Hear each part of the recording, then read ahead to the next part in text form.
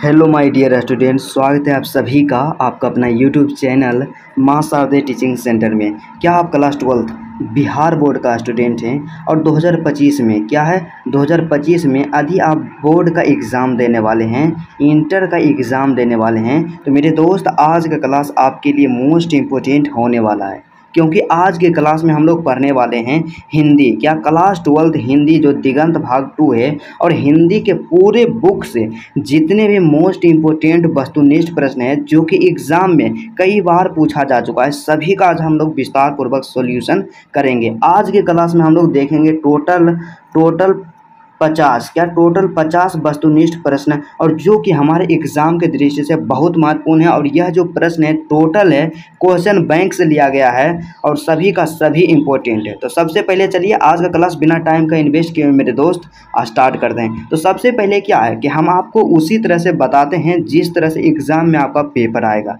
Right. तो आप जब एग्ज़ाम देने के लिए आ जाइएगा तो वहाँ पे आपके पास 2 खंड दिया हुआ रहेगा। क्या 2 खंड दिया हुआ रहेगा? पहला खंड अ रहेगा और दूसरा का खंड ब रहेगा, ठीक है। तो शुरू में खंड अ जो रहेगा, इसमें क्या रहेगा? वस्तुनिष्ठ प्रश्न रहेगा। कहने का मतलब ऑब्जेक्टिव प्रश्न रहेगा, और ऑब्जेक्टिव प्रश्न का ही सॉल्यूशन आपको करना है। तो ऑब्जेक्टिव प्रश्न रहेगा इस तरह से। सबसे पहले निर्देश रहेगा, निर्देश दिया हुआ रहेगा। आप लोग क्या करते हैं कि निर्देश को नहीं पढ़ते हैं, जिसके कारण कुछ गलतियां कर जाते हैं, जिसके द्वारा क्या होता है आपको कम अंक दिया जाता है।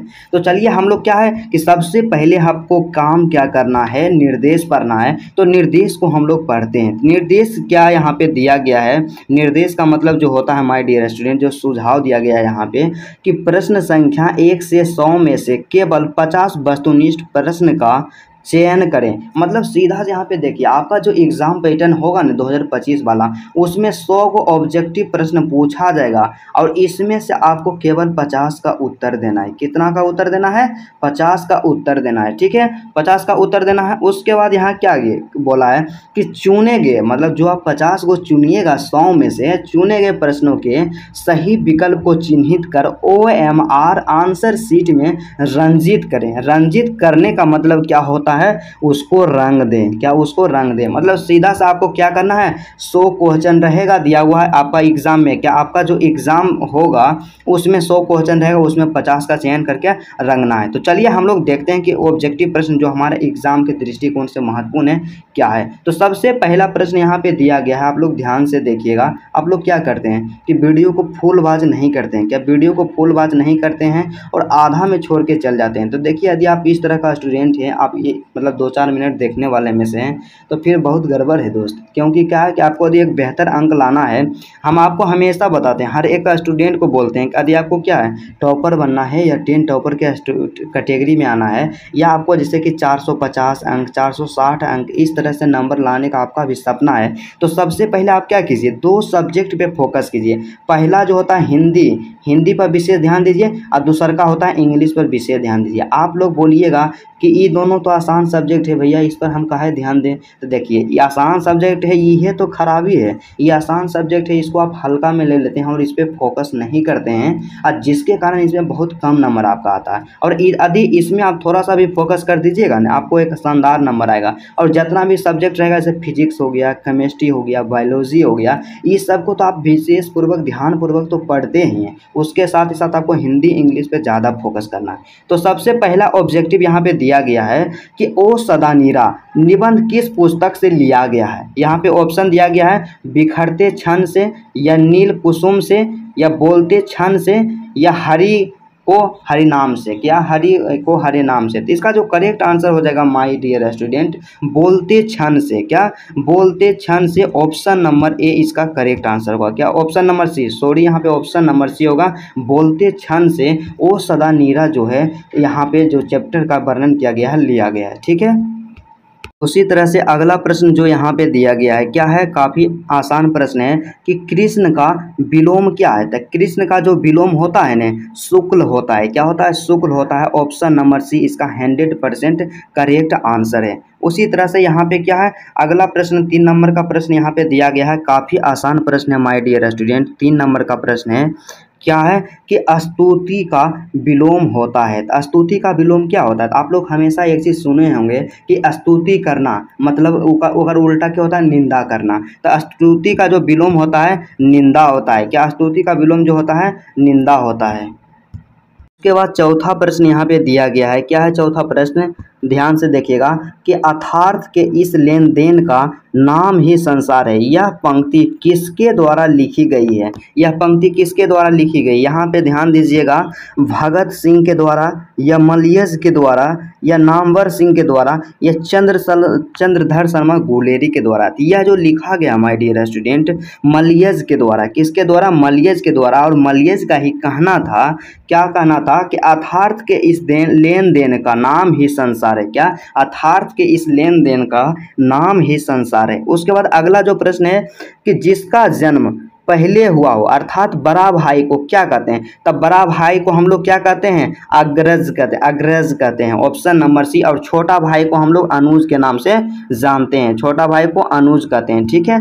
उसी तरह से अगला यहाँ पे प्रश्न जो दिया गया है क्या है कि जिसके बिना काम ना चल सके के लिए एक शब्द है। मतलब यहाँ पे अनेक शब्दों के लिए एक शब्द बोला है कि जिसके लिए काम ना चल सके। तो जिसके लिए काम नहीं चलता है ना, तो उसको हम बोलते हैं अपरिहार्य बोलते हैं। ऑप्शन नंबर ए इसका करेक्ट आंसर है और कई बार एग्जाम में पूछा गया है। सभी क्वेश्चन बैंक का प्रश्न है। ठीक है।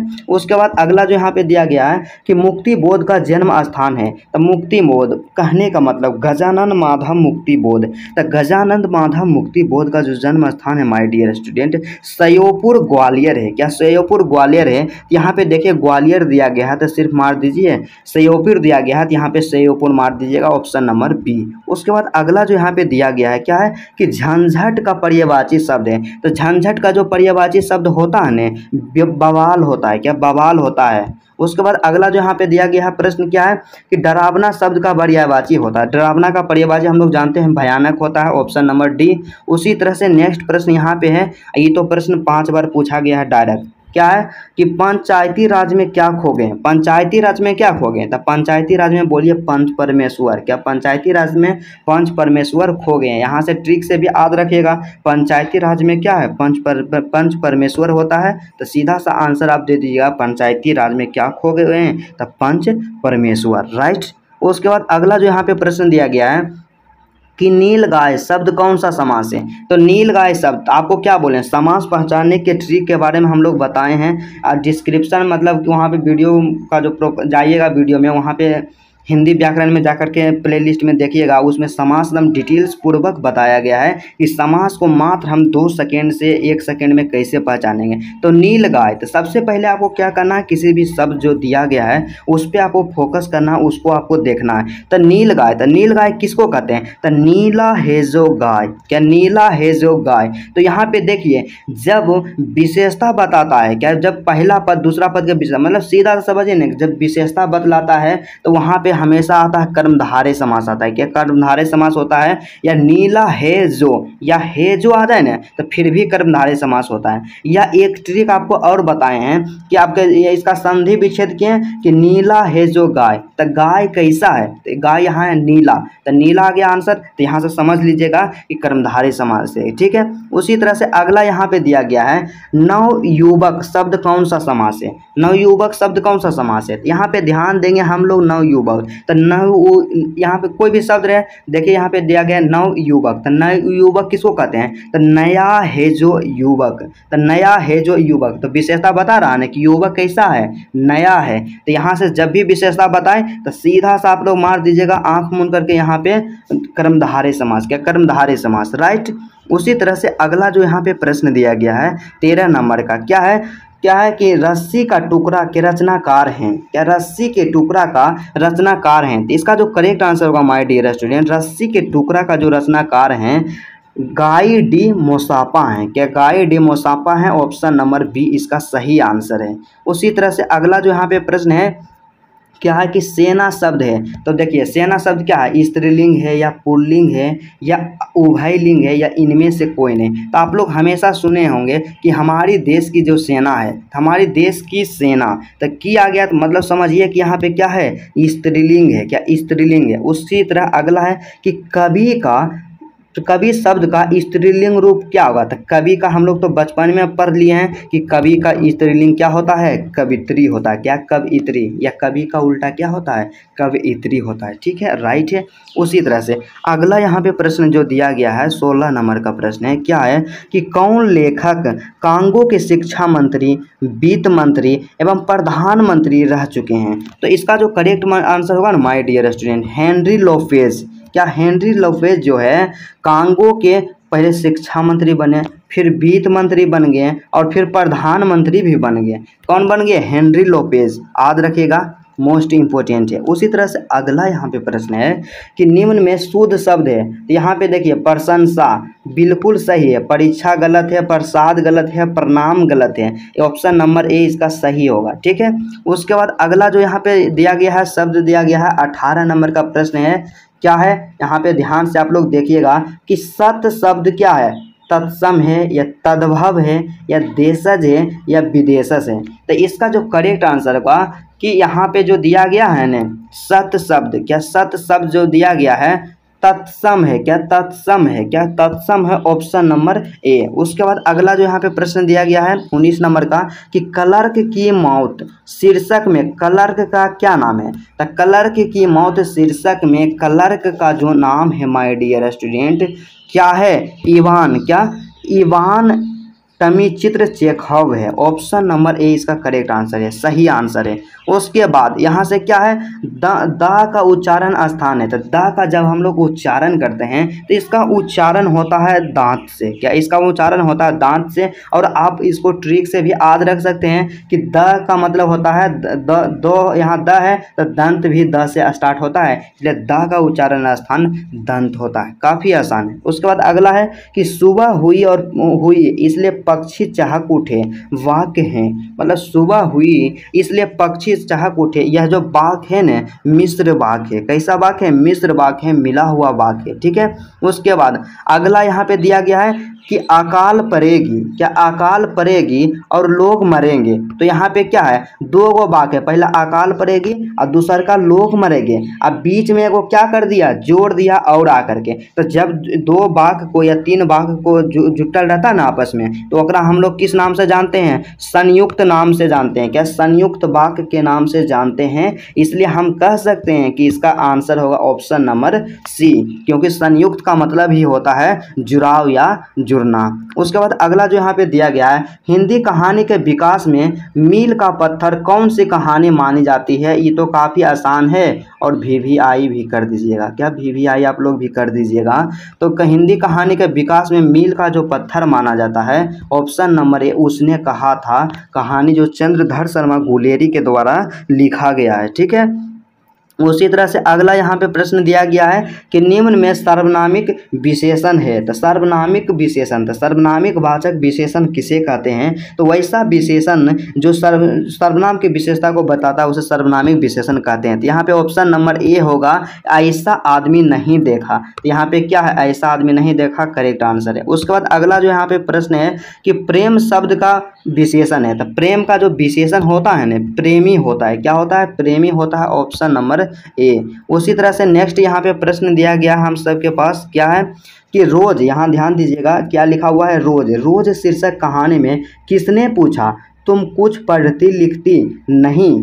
लेखक ने पूछा या पति ने उसका पूछा या भाई ने पूछा या चाचा ने पूछा? तो इसका जो करेक्ट आंसर होगा माय डियर स्टूडेंट कि जब क्या है कि मालती के घर जब गए ना लेखक, तो लेखक के पूछते हैं मालती से कि तुम पढ़ती लिखती नहीं हो, तो इसलिए इसका करेक्ट आंसर हो गया लेखक हो गया। ठीक है, उसके बाद अगला जो प्रश्न है कि नकलची शब्द में प्रत्यय है। तो प्रत्यय सबसे पहले आप लोग जानते हैं, बचपन में पढ़ चुके हैं। क्या होता है प्रत्यय? कि वैसा शब्द जो किसी शब्द के अंत में लगता है, मतलब जो शब्द किसी शब्द के अंत में लगता है। तो प्रत्यय या उपसर्ग को पहचानने का जानते हैं एक सिंपल सा ट्रिक क्या है कि सबसे पहले जो शब्द दे रहे ना ओकरा में मूल शब्द को पहचान लीजिए कि मूल शब्द क्या है। तो इसमें नकलची में मूल शब्द क्या है? नकल है। और नकल में क्या पीछे में जोड़ दिया? ची। तो इसलिए इसमें कौन प्रत्यय हो गया? ची प्रत्यय हो गया। ठीक है, उसके बाद अगला जो यहाँ पे प्रत्यय दिया गया है महिमा। महिमा शब्द में प्रत्यय है। तो महिमा शब्द में जो प्रत्यय है ना प्रत्यय है ईमा प्रत्यय है। क्या? ईमा प्रत्यय है। उसके बाद अगला जो यहाँ पे प्रश्न है क्या है कि एक लेख और एक पत्र में भगत सिंह ने किसको पत्र लिखा है। तो एक लेख और एक पत्र में भगत सिंह ने सुखदेव को पत्र लिखे थे। क्या सुखदेव को पत्र लिखे थे। उसी तरह से अगला जो यहाँ पे प्रश्न दिया गया है काफ़ी आसान है। क्या है, रात शब्द है। क्या रात शब्द है। इसका जो करेक्ट आंसर होगा रात जो है ना तद्भव है। क्या है, तद्भव है, ऑप्शन नंबर बी। उसके बाद अगला जो यहाँ पे प्रश्न है 31 नंबर का कि शंख शब्द है। शंख क्या है, शंख जो है तत्सम है। क्या, शंख जो है तत्सम है, ऑप्शन नंबर सी। उसके बाद अगला जो यहाँ पे दिया गया है क्या है, सरैया मन। क्या, सरैया मन ताल का जल कैसा है। सरैया मन ताल का जल कैसा है, चंचल है या स्थिर है या गहरा है या गंदा है। तो सरैया मन ताल का जो जल होता है ना, जो कि मतलब हमारे पाठ्य पुस्तक में चर्चा किया गया है कि कैसा है, स्थिर है। क्या है, स्थिर है। उसके बाद अगला जो यहाँ पे दिया गया है कि सिपाही की माँ एकांकी की कथा वास्तु है। मतलब सिपाही की माँ जो एकांकी है वह कैसा कहानी है, निम्न मध्य वर्ग की कहानी है या उच्च वर्ग की मतलब अमीरों की कहानी है या उच्च मध्य वर्ग की कहानी है मतलब राजा में भी एक मीडियम होता है उसकी कहानी है या निम्न वर्ग की। तो यहाँ पे देखिए यहाँ पे दिया गया सिपाही की माँ जो एकांकी है ना वो जो है यहाँ पे निम्न मध्य वर्ग की, क्या निम्न मध्य वर्ग की कहानी है। उसी तरह से अगला जो यहाँ पे प्रश्न है कि जायसी का जन्म कब हुआ था। मतलब मलक मोहम्मद जायसी का जन्म कहाँ हुआ, जन्म स्थान कहाँ है या उनका जन्म कहाँ हुआ। तो जायसी का जो जन्म हुआ जायस कब्र अमेठी। क्या, जायस कब्र अमेठी। ठीक है। उसके बाद अगला जो यहाँ पे प्रश्न दिया गया 35 नंबर का कि आकाश पाताल एक करना मुहावरे का अर्थ होता है कठिन परिश्रम करना, ये तो आप लोग जानते हैं। उसके बाद अगला जो है मुट्ठी में करना मुहावरे का अर्थ क्या होता है, बस में करना, राइट। उसके बाद अगला जो यहाँ पे प्रश्न दिया गया है रामती गो खड़िकनी में बछड़ा हित पाई, यह पंक्ति किस शीर्षक को कविता से लिया गया है। तो यहाँ तो सूरदास के पद से लिया गया है क्योंकि सूरदास कहते हैं कि जब गाय सुबह होता है ना तो गाय का जो बछड़ा होता है वह बोलने लगता है और चिल्लाने लगता है और सुबह होने का संकेत देता है कि सुबह हो चुका है। ठीक है। उसके बाद अगला जो यहाँ पे प्रश्न दिया गया है कि नाभा दास जी किस धारा के संत थे, शैव दर्शन के या बौद्ध दर्शन के या वैष्णव दर्शन के या जैन दर्शन के। तो इसका जो सही आंसर होगा कि नाभा दास जी जो थे वैष्णव दर्शन के संत थे। क्या, वैष्णव दर्शन धारा के संत थे। ठीक है। उसके बाद छत्रसाल दशक के कितने छंदों में महाराजा छत्रसाल की वीरता का यशोगान किया गया। तो यहाँ पे ध्यान दीजिएगा क्या आया है, छत्र दशक आया है। क्या, छत्र दशक। तो छत्र दशक, तो दशक का मतलब क्या होता है, 10। तो यहाँ से इसका करेक्ट आंसर होगा ऑप्शन नंबर डी 10 छंदों में। क्या, 10 छंदों में। उसी तरह अगला प्रश्न है कि इतने पास अपने शीर्षक संकलन किस कविता के द्वारा लिखा गया है। क्या, किस कविता के द्वारा लिखा गया है, काफ़ी इंपॉर्टेंट प्रश्न है। तो इसका जो करेक्ट आंसर होगा माय डियर स्टूडेंट क्या होगा, ऑप्शन नंबर डी। क्या, ऑप्शन नंबर डी इसका सही आंसर होगा, शमशेर बहादुर सिंह। उसके बाद अगला जो यहाँ पे प्रश्न दिया गया क्या है, आसान है कि घुटने टेकना मुहावरे का अर्थ होता है हार मानना होता है। क्या होता है, हार मानना होता है, हम लोग जानते हैं, इतना तो तेज हैवे हैं। उसके बाद अगला जो यहाँ पे प्रश्न है कि तुलसीदास के दीक्षा गुरु, यहाँ ध्यान दीजिएगा दीक्षा गुरु, तो दीक्षा गुरु जो थे न नरहरिदास थे। क्या थे, नरहरिदास दीक्षा गुरु थे। उसी तरह से अगला यहाँ पे एग्जाम्पल यहाँ पे प्रश्न है कि खारा का विलोम है, मतलब खारा का उल्टा क्या होता है। तो खारा का उल्टा होता है मीठा होता है। क्या, मीठा। अगला यहाँ पे दिया गया है पंचवटी कौन सा समास है। पंचवटी आप लोग नहीं जानते, यहाँ के आ गया पंच। पंच मतलब होता है 5। तो किसी संख्या का बोध होता है तो मारिए डायरेक्ट दिग्गु समास। क्या, दिग्गु समास डायरेक्ट मारिए जब किसी संख्या का बोध होता है। उसी तरह से अगला प्रश्न यहाँ पे दिया गया है कि समाज का विशेषण है। तो समाज का विशेषण हम लोग जानते हैं सामाजिक होता है। क्या, सामाजिक होता है, ऑप्शन नंबर बी। आप लोग देखिए शुद्धि अशुद्धि पर भी ध्यान दीजिए, यहाँ पे लगेगा आपको कि वो सामाजिक लिखल है लेकिन होता है क्या, सामाजिक होता है। क्या, सामाजिक होता है। क्या, समाज का जो विशेषण होता है सामाजिक होता है, इसलिए आप शुद्धि और अशुद्धि पे भी फोकस करते चाहिएगा, राइट। उसके बाद अगला जो है यहाँ पे दिया गया कि अपना उल्लू सीधा करना, मुहावरे का अर्थ। अब मतलब तो हम जानवे करते हैं कि अपना काम निकालना, क्या अपना उल्लू सीधा करना मुहावरे का अर्थ होता है अपना काम निकालना। उसी तरह से नेक्स्ट प्रश्न है कि जिसने गुरु से दीक्षा ली हो एक शब्द में कहा जाता है। तो जो गुरु से दीक्षा लेता है ना उसे दीक्षित कहा जाता है, क्या दीक्षित कहा जाता है, ऑप्शन नंबर बी। उसी तरह से अगला प्रश्न यहाँ पे है कि उसने कहा था कहानी के नायक है, तो उसने कहा था कहानी के जो नायक है ना लहना सिंह है, क्या लहना सिंह है कहानी के नायक अर्थात कहानी के हीरो। उसके बाद 49 नंबर का प्रश्न यहाँ पे दिया गया है कि हाथ पैर कौन सा समास है। तो देखिए यहाँ पे क्या आ गया, यहाँ पे आप लोग ध्यान दीजिएगा, एक चीज आपको हम बताए हैं कि क्या कि जब भी क्या आता है योजक चिन्ह आता है दो शब्दों के बीच तो हमेशा होता है द्वंद्व समास। क्या द्वंद्व समास, ऑप्शन नंबर ए, क्या ऑप्शन नंबर ए हमेशा मारिएगा, ट्रिक है ये। उसके बाद अगला जो यहाँ पे प्रश्न दिया गया है लास्ट प्रश्न है कि तुलसीदास किस काल के कवि हैं। तो तुलसीदास जी जो है ना भक्ति काल के कवि हैं, क्योंकि तुलसीदास राम भक्त थे, क्या राम भक्त थे और श्री राम के बारे में लिखे थे। उनका पद है पद 2 है। तो चलिए आज की क्लास में हम लोग टोटल 50 प्रश्नों का सॉल्यूशन कर लिया और जो कि एग्जाम के दृष्टिकोण से बहुत ही इंपॉर्टेंट है और कई बार हमारे एग्जाम में भी पूछा जा चुका है। तो चलिए यदि आपको वीडियो अच्छा लगा तो वीडियो को दिल से लाइक कर दीजिएगा और मेरे चैनल पे यदि आप नए हैं मेरे दोस्त और इस तरह से आप हिंदी को स्ट्रॉन्ग करना चाहते हैं या ऑब्जेक्टिव में आप पूरा में से पूरा अंक लाना चाहते हैं तो चैनल से ज़रूर जुड़ जाइएगा और चैनल को ज़रूर सब्सक्राइब कर लीजिएगा। तो चलिए आज का क्लास यहीं तक रहता है, फिर आपसे मिलते हैं नेक्स्ट वीडियो में और नेक्स्ट टॉपिक के साथ।